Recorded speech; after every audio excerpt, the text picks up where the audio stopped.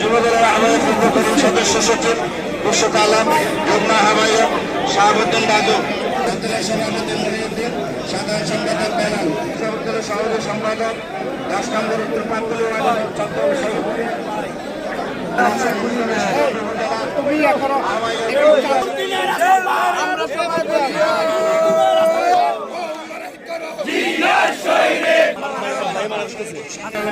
আমাদের প্রবীণ 10 নম্বর ওয়ার্ডের উত্তর 10 নম্বর ওয়ার্ডের পৌর ছাত্র দলের আহ্বায়ক ইসমাইল এবং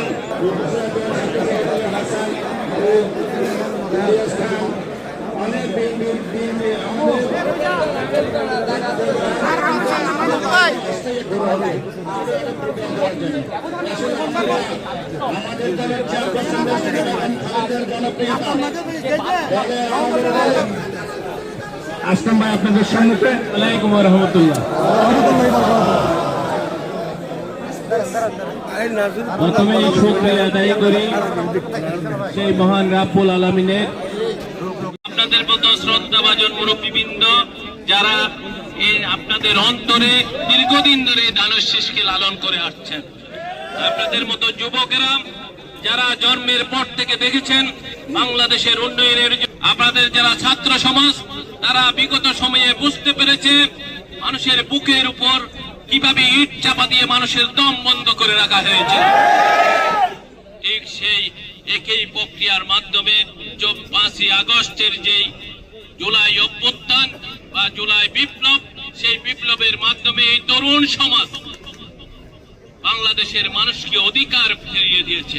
আমাদের মতো অনেক বয়স্ক যারা আছেন তারা রাজনীতি করবে না এরকমও বলতো এই যুব সমাজ বাংলাদেশের মানুষকে সেই অধিকার ফেরত এনে দিয়েছে। তুলেছে আমরা পর্যন্ত ছবি তুলতে দিয়েছি, ভিতরে কি আছে সেটা আমি ছবি তুলতে দেই না। আমরা তুলে অনেকে ফেসবুকে দিয়েছে, ইয়েতে দিয়েছে।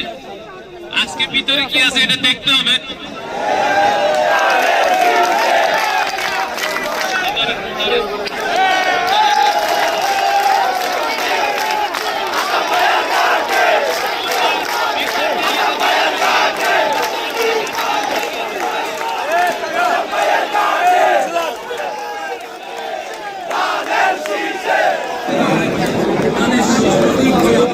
মিডিয়া ম্যানেজার লাগবে, ওগুলা ঠিক করে দিতে হবে। ইউনিয়নের মার্কাটা এদিকের মার্কা, আপনাদের অন্তরের মার্কাটা হলো ধানের শীষ।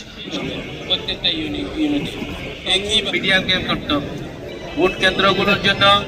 এটার জন্য তো আমার নতুন করে বলার নেই। নির্বাচন একইভাবে এজেন্ট থেকে শুরু করে প্রতিটি পর্যায়ের জন্য আমাদের ক্যাম্পিং গুলো হবে। সমাজের মাধ্যমে আবার পাবো না, মানে এই আজকে কালকে 25শে ডিসেম্বর আমি যেটা বলছিলাম, আমাদের ভবিষ্যৎ প্রধানমন্ত্রী দেশে যেদিন এসেছেন নির্বাসনে ছিলাম, অর্থাৎ আমি ঢাকাতে ছিলাম, অন্তরটা আপনাদের সাথে ছিল, কিন্তু আমি ব্যক্তিগতভাবে আপনাদের সাথে দেখা করি নাই। এটাও দলের প্রতি একটা সমর্থন। দল সিদ্ধান্ত যতক্ষণ পরিবর্তন না করবে ততক্ষণ পর্যন্ত আমি ধানের শীষের বিপক্ষে কথা বলতে পারবো না। সেই জন্য সেই ধারাবাহিকতায় আমার অপেক্ষার মেয়াদ শেষ হয়েছে এবং এই 20 তারিখ পর্যন্ত আমি আবারও বলি, আমি কিন্তু কেন্দ্রের অনেক নেতার সাথে যোগাযোগ করি নাই। শুধুমাত্র আমাদের চট্টগ্রামের নেতা জনাব আমির খসরু মাহমুদের সাথে যোগাযোগ করেছি। অন্য কোনো কেন্দ্রীয় নেতা সবাই আমাকে অনেকে স্নেহ করে, কিন্তু আমি চিটং এর কথা চিন্তা করে, আমাদের চিটং এ সবসময় যিনি আমাদেরকে সহযোগিতা করেছেন তার কথা চিন্তা করে, বা উনি আমাদেরকে যেভাবে স্নেহ করেন উনি সিদ্ধান্ত নেবেন, সেই পর্যন্ত আমরা অপেক্ষা করেছি। এবং পরিশেষে কেন্দ্র সিদ্ধান্ত নিয়েছে এই ধানের শীষ প্রতীকটি আপনাদের জন্য বরাদ্দ আমার মাধ্যমে। না হলে অনেক সিনিয়র মুরব্বী যারা আছে ইচ্ছা ছিল তাদেরকে কল করব, তবে কল পর্যন্ত করে সেই কথাটা কেন জন্য আমি দুঃখ প্রকাশ করছি, ক্ষমা চাচ্ছি। আপনারা ক্ষমা করেছেন তো? কি প্রাথমিকভাবে আমি ফেব্রুয়ারি 12 ফেব্রুয়ারি কি সেই নির্বাচনে ধানের শীষ প্রতীককে আপনাদের সারা বাংলাদেশের মানুষ যেমন বিজয়ী করবে, সেইভাবে সীতাকুণ্ডের মানুষ বিজয় করার জন্য রহমান বিদেশে বসে নেতৃত্ব দিয়ে বাংলাদেশের মানুষকে করবে। আজকে বাংলাদেশের মানুষ তার প্রতিদান দেওয়ার জন্য 25শে মার্চ বাংলাদেশের মানুষকে যেমন উনি ভালোবাসত, একইভাবে বাংলাদেশের সকল স্তরের মানুষ তাকে আন্তরিকভাবে ভালোবাসে। সেই ভালোবাসার প্রমাণ করার জন্য 25শে ডিসেম্বর সেই 300 ফিটে লক্ষ লক্ষ মানুষের কোটি কাছাকাছি মানুষের সমাগম হয়েছে তাকে এই সম্মান জানানোর মাধ্যমে প্রতীয়মান হয় বাংলাদেশের মানুষ জাতীয়তাবাদী শক্তির সাথে আছে, বাংলাদেশের মানুষ ধানের শীষের সাথে আছে। বাংলাদেশের মানুষ কিসের সাথে আছে? কিসের সাথে আছে? এই সীতাকুণ্ড আকবর্ষা এলাকার মানুষ সারা বাংলাদেশের মানুষের হৃদয়ে পৌঁছেছে দুঃসময়ে, যখন বাংলাদেশ কোন নেতৃত্বের শূন্যতায় চলছিল, রাজনৈতিক নেতৃবৃন্দ যখন কোন সিদ্ধান্ত দিতে পারছিল না, ঠিক সেই অজ্ঞাত major Ziaur Rahman I revolt বলে